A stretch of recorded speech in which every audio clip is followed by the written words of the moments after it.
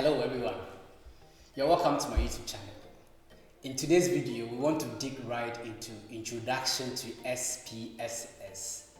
Yes, so you are new to SPSS and you want to know how to navigate your way around it, starting from how to perform data entry, how to perform simple frequency tables, statistics, inferential statistics, and what have you. Alright, let's dig right in. The first thing is that when you open SPSS for the first time and even subsequently, you realize that depending on your processing speed, the software will lag a little bit. Now, when that happens, don't panic, okay? Yes, it's really normal, but it depends on your processing speed and how fast it will open when you open the software. As soon as you open the software, it presents you with this particular output view that you see here. Now, I want you to take notice of the variable view and then the data view. Now, these are two outputs that SPSS gives you, and you need to know which one to use as far as your data entry and then your analysis is concerned. So if I want to code and give properties to my variable, for instance, I want to start by entering age. Then I'll come to the variable view and then code it. Okay, but before we do that, we want to look at some items on the menu and what they mean, those that are of much importance to us as far as our analysis is concerned. So first of all, we'll look at the file. When you click on file, it gives you this particular drop down. You have new, where you can actually open another SPSS menu using the data. When I go to new, then I can click on this data, and this opens another or a new SPSS output just as you see here.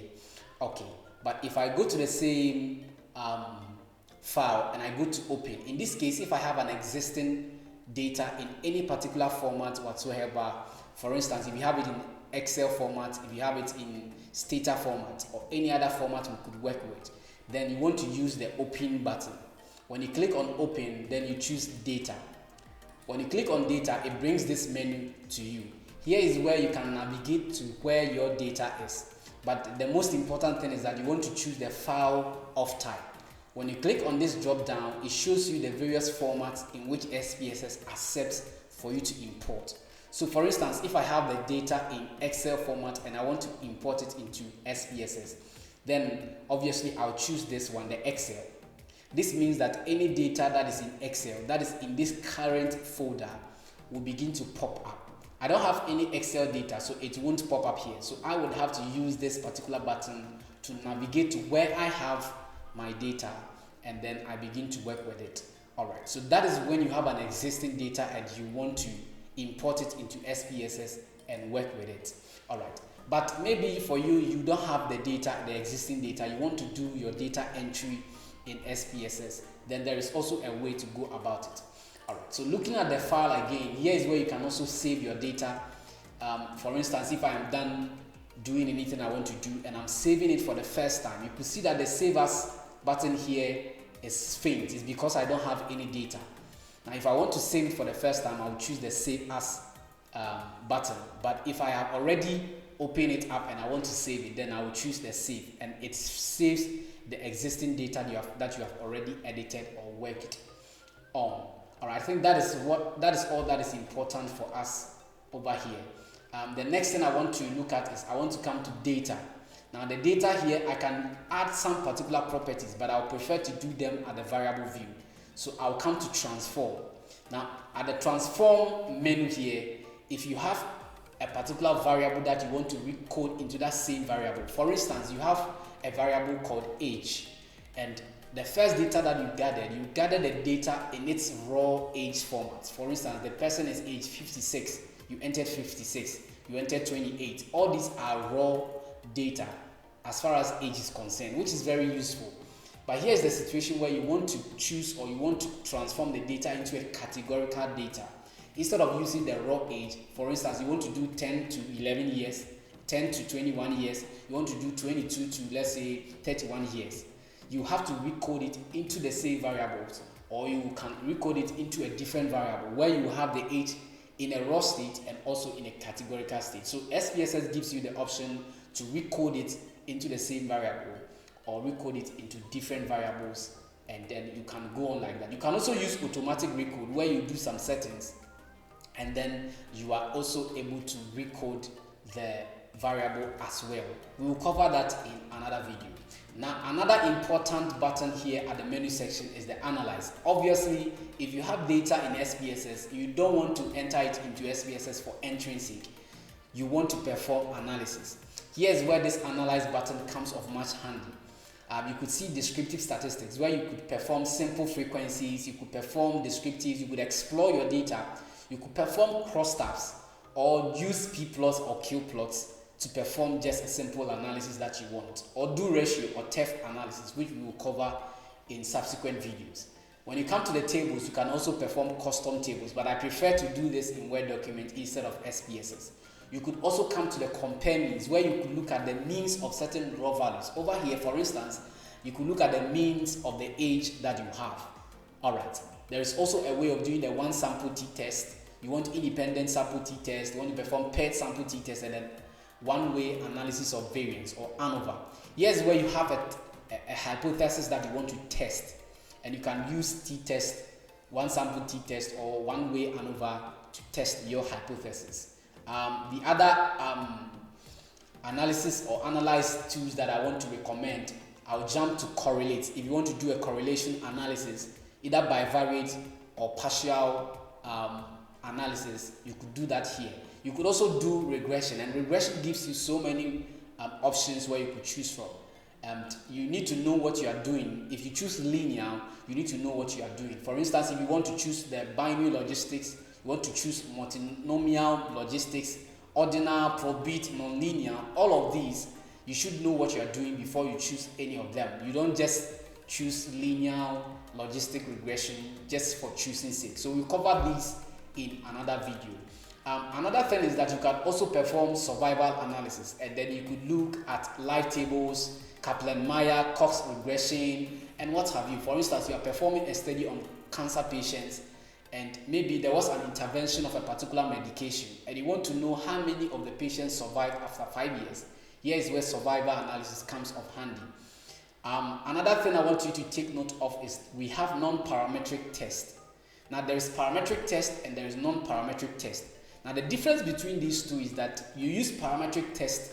All that I've talked about are parametric tests. This is when you have tested your data and you see that they are normally distributed, meaning that they are not skewed to one portion or the other. If they are normally distributed, then that is a parametric data. You're going to use the parametric test I've already talked about. If they are not normally distributed, then you come to this portion where you choose the non-parametric test. And you can use this portion to test your hypothesis and do other testings that you want to do. So you can see chi-square, you want to do binomial, you want to even do Kaplan-Meier, survival analysis, and what have you. All these can be done under this non-parametric test. And so you need to first of all test to see if your data is normally distributed before you choose which particular test you are performing. Otherwise, you do the analysis very well, but the test or the results that come out cannot be trusted, especially when your data is not normally distributed and you use all that I've talked about previously. Another item on the menu is the graphs. Obviously, you don't want to perform or present your data only in tables. You can also choose to present your data, also in graphs, and that is where the chart builder comes in, where you can actually build histograms, you can build pie charts and bar charts, and what have you, and you can tweak them to suit your preference as long as and as much as you want it to look like.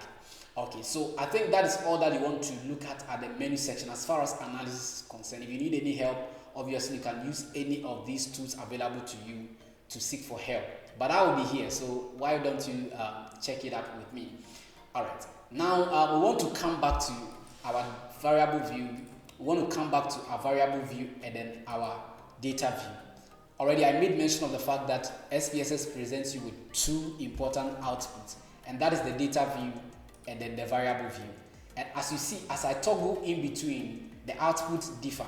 The variable view gives you this at the subsection here. So you see name, type with decimals, but as soon as I click on the data view, you see var. The var means variable.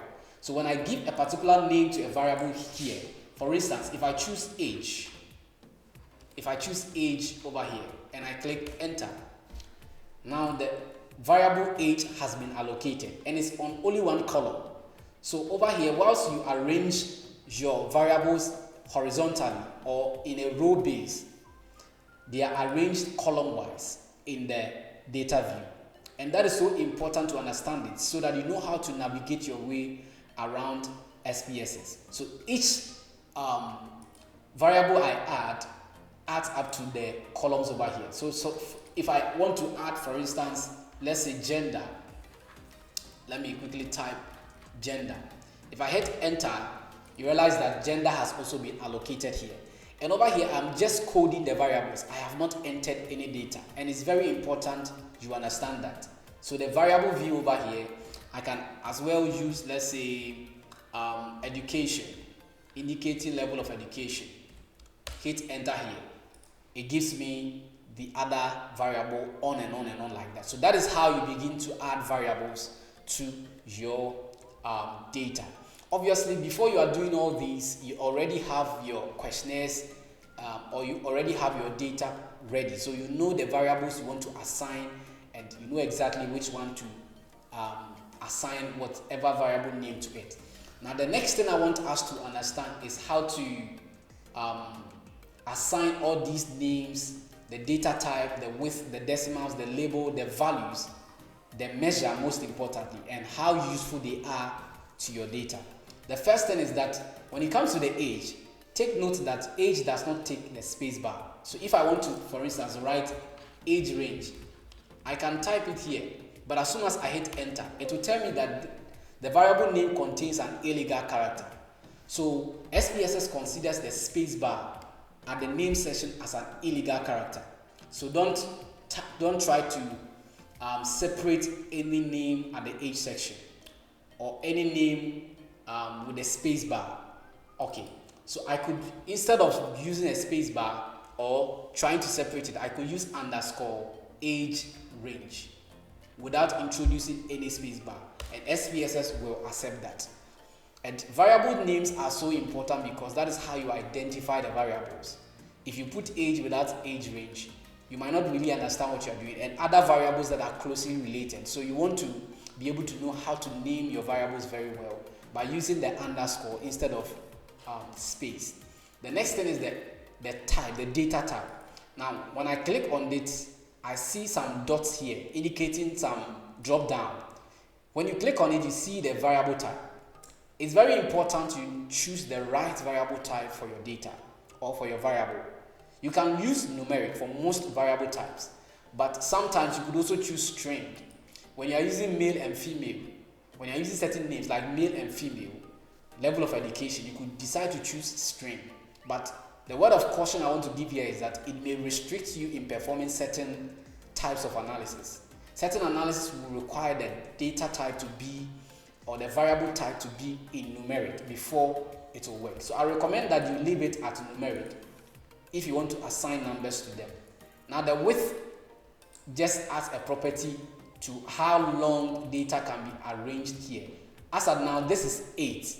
But if I begin to increase this width to, let's say, 20, I could just decide to type. Let's say if I choose 30 and I come back here, it means that if I add so many letters here, they will all be visible. It will be expanding like this until it gets to that width 30. Then any other additional variable or any other additional label name or data I add can no longer go there. They will then be toppled up. So they will not appear here, but they are there.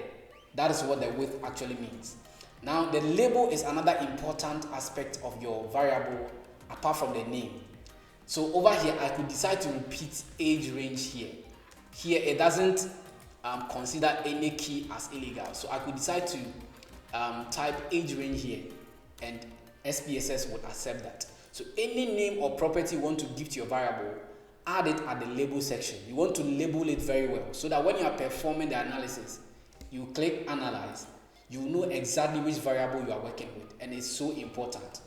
Now another thing is that you want to know what the values are. It's not every variable that requires you to give a value. Now if you are dealing with age in its raw state, you don't need to give any value to it. It is in its raw state. Or if you are giving continuous variables like height, age in its raw state, BMI, all these are continuous variables and they don't require values to be given to them. So any continuous variable you can think of, like hypertension or the blood pressure or high blood pressure measurement. So any type of continuous variable you can think of, there is no need for you to give it a value. But if you want to deal with categorical variables like age range, like gender, then you click on this particular button here. Look at what I did. I first of all click on it and it brought this particular button. When I click on it, you want to assign values to it. So you want to tell SPSS what the values mean. And when we say we are coding in SPSS, this is what it actually means. So I'm giving a particular code of a value 1. And I'm telling SPSS that for this age range, whenever you see 1 means 10 to 20 years. Then I click add. I tell SPSS again that when I input 2 means that it is, let's say, 21 to 30 years. That is the information I'm giving SPSS. Then I will add. When I'm done adding all of it, I'll click OK. So you can see that over here, values have been added. And so when I come to my data view, over here, let me just reduce it again. If I come to my data view, where I actually enter the data, and I begin to add 1, 2, 1, 2, 1, 2, each number I add, SPSS understands what it means because I have coded the numbers. So let's say I put in 1, I put in 2, I put in 1, and so on and so forth. SPSS will understand it, and I'll show you how to do that. Now, to take away the decimal is over here. Okay, just reduce the decimal to 0 since you are dealing with, you are not dealing with continuous variables. So you see it has brought it back to this particular format. Okay, so to see if SPSS really understood the code, I'll come to this button with 1 and then the letter A. Now this is value labels. Okay, so when I click on it, you realize that SPSS assigns the values I give. I told SPSS that 1 means 10 to 20 years, 2 means 21 to 30 years. Now these same numbers could be assigned different values when I come to gender. So it means that these values are specific to age range, and you need to understand that it is specific to age range. So any value I give here is specific to age range. I could decide to copy, just do Control C and come here and then paste, Control V. I can paste it here at the gender. When I copy the value and paste it at the gender, then SPSS now understands that the 1 and 2's here means the same thing. 1 and 2's here, okay, as far as gender is concerned. Okay, that is because I copied and then pasted the same value. But when I come to education, 1 and 2's means nothing as far as SPSS is concerned. I have not coded anything here. But I can as well give it a particular code. I could tell SPSS that for this particular one, make it JHS. Then I add. For 2, make it SHS. For 3, make it, let's say, tertiary. Let me spell that right. Tertiary.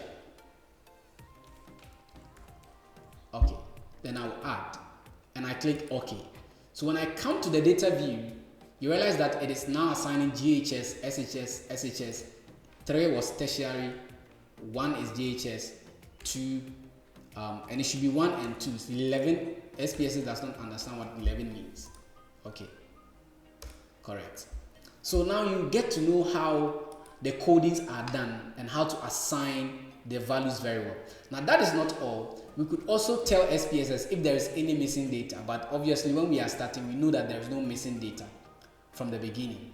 The columns as well, we could decide to increase the columns, the same thing, and SPSS will understand that.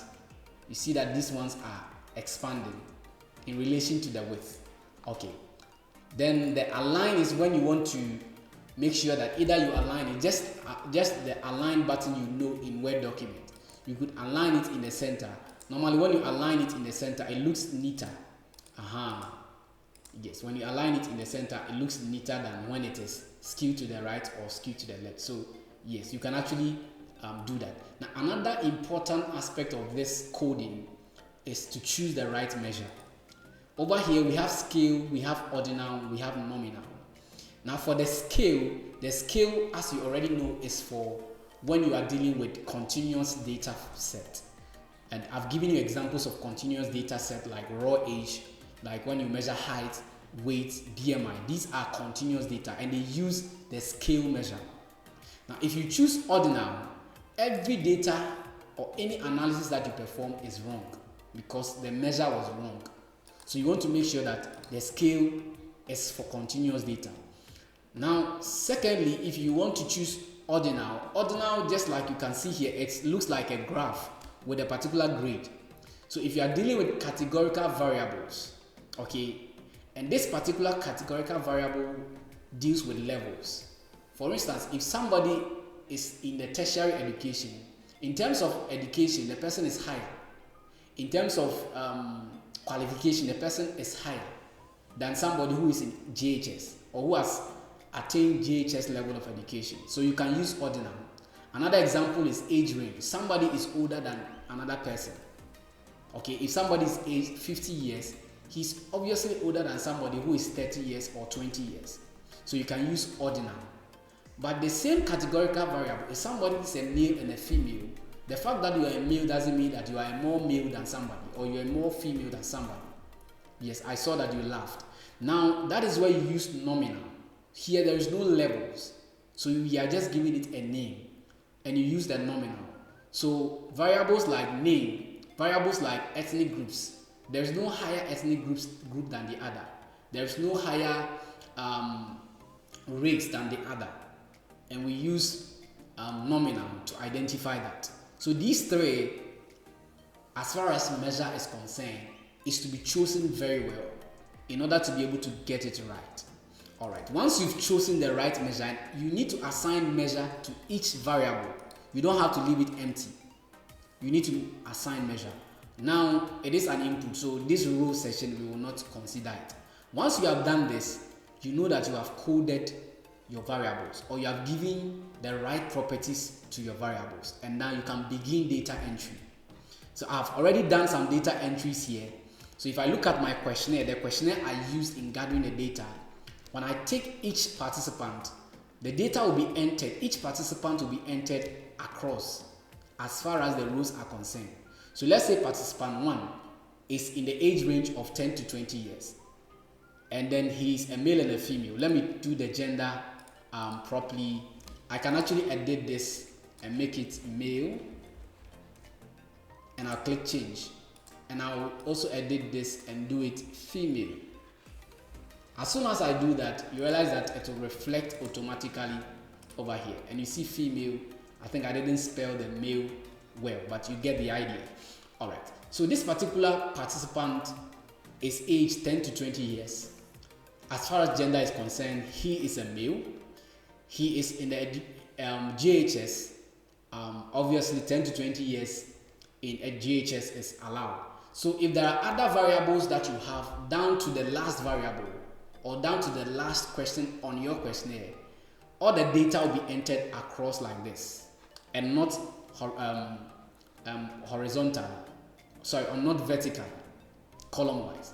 So each participant takes one row and so on. So participant 2 will take the second row, participant 3 will take the third row, on and on like that until you get to the last participant. Once you are done entering your data for all the variables that you have arranged due to your questionnaire, then it means that you need to come back to the data view and then look at your variables again if each of them is in their right perspective. For instance, you want to check if each variable has the right measure and the variables have the right labels assigned to them. When you check that, then you are ready to do the analysis. This part is so important because sometimes you don't enter the data into SPSS, you rather import it from other formats. And when you import it, SPSS would give the variable names, will give the data type, and then the measure as far as it understands the data. But that might not be correct. It might not be what you want to do. So you want to come back to this variable view and then recode it, rearrange it, make sure that you will neatly give the right properties that are needed to use in your SPSS. Once that is checked, then you are ready to analyze your data. Obviously, before you analyze your data, you know the hypothesis you are testing, you know the objectives you want to do. So for instance, you want to look at the effect of age on the prevalence of hypertension. Maybe if age is a predictor of long hypertensive cases in a particular hospital, then you know the particular type of analysis that you want to perform. In this case, you will perform a logistic regression to see if age is a predictor of hypertension in females or in males. So the type of analysis you want to do depends on the particular objective you have set out for your study. But whatever be the case, every study must lay out, give out the demographic characteristics of the participants. We need to know which particular participants you are working with. So irrespective of the type of analysis or the type of objective that you have, so long as it is a quantitative study and you are going to analyze, then you need to let your readers know the characteristics or the demographic presentation of your participants. And you can do simple frequencies or use graphs to present these. So let's say my data is set and I want to analyze. I'll just come to analyze and I can do any of this. I can perform simple frequencies. And over here, this section shows you the labels. It will give you the labels that you give, not the variable name. So if you don't have any variable name, then it will use, if you don't have any label, then it will use the variable name. But it prefers to use the label here. And so that is why it is important for you to give the right labels to the name. So if I want to perform a simple statistics or frequency on gender or age range, then either I will double click it and it will come here, or I can use this button. When I click on it, it will come here as well. The next thing is that you want to click on statistics. If there is any other thing you want to add to your analysis, for instance, if you want to add mean will not be necessary if it is frequency, but mode can be important or median can be important. Yes, any of these could be added. If you want to look at the skewness, the kurtosis, want to perform the quartiles and anything at all that you want to do, you could choose here and then click on continue. If you want to add certain charts, for instance, if you want to draw bar charts, you don't have to go to the graphs. Over here, you can choose any of these. So since it is age range, maybe I want to perform bar charts or histograms and let SPSS show the normal curve. Then I choose this and click continue. I can even format how I want the data to be arranged, either in ascending or descending. I think you can leave it in ascending and that will do. The last thing is that you want to even choose the style. How do you want SPSS to do that? Do you want to add duplicates? Do you want to add any columns? You can do that over here. We'll leave it at that. If there is also the need to perform bootstrap, we will look at this when we are performing the means or when we are doing analysis of variance. So it will not be relevant over here. Once everything is set, I will just click OK. Now I can decide to choose all of the data I want to perform frequency on. So long as you have chosen frequency, then any data that you choose would, all the settings that you choose here will apply to all the variables. So when I click OK, you realize I'm going to have another output, and this is the last output SPSS gives you. It pops up when you perform an analysis. So until you perform an analysis, this output view is hidden. I can expand it, and you can see that the first output is that SPSS gives me the statistics if there is any missing. And it gives me 8 missing. That is so because when I enter the data over here, I made SPSS aware that there are 8 participants. And so you can see some dot section here. So it means that there are missing data here. Over here, there is also a missing data here. All right, let's come back to the data output. And this is my frequency table, the frequency table for age range for gender. So when you come to the age range, you can see that for 10 to 20 years, the frequency is 4 and the percentage is 50%. You don't really need to worry yourself with the valid percent and the cumulative percent, since they would be the same. When you come to gender, it gives you the same thing for male, for female, and because there is missing values over there, it shows you the values that are missing as well. The same for education, JHS, SHS, tertiary, you see that here. We chose histogram, and over here you could use histogram to also represent your data, and you can see that this data is normally distributed. It shows the normal distribution of the data for the various ones that you choose. So if it is histogram, if it is bar graph, something like this, a bar graph will be more appropriate.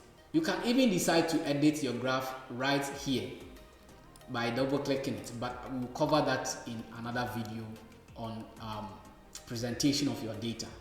All right, so with this you have gotten to know how to navigate your way around the SPSS. You know how to code your variables, you know what to do with the variables, and we've done some simple analysis in SPSS. And I know that even if you are new to SPSS, this is your first time you are chancing on using SPSS to analyze data, you should be able to perform some simple data analysis, and you should be able to clean your data very well to make sure that the data and then the variable is the same, as far as to make sure that your variables are using the right data type, they are using the right measures for the right analysis to be performed. In our subsequent videos, we will zero in on the various analysis that could be performed. We will look at how to export your data, how to even export it into Word document when you are done analyzing the data, and other data and other works that could be done with SPSS. Now this brings us to the end of this video. I hope that you enjoyed this video, and if you enjoyed the video, then I want you to hit the like button. I want you to subscribe to my channel if you haven't, so that you'll be updated with more content on SPSS and other research based content as well. Thank you for watching my video. Bye bye for now.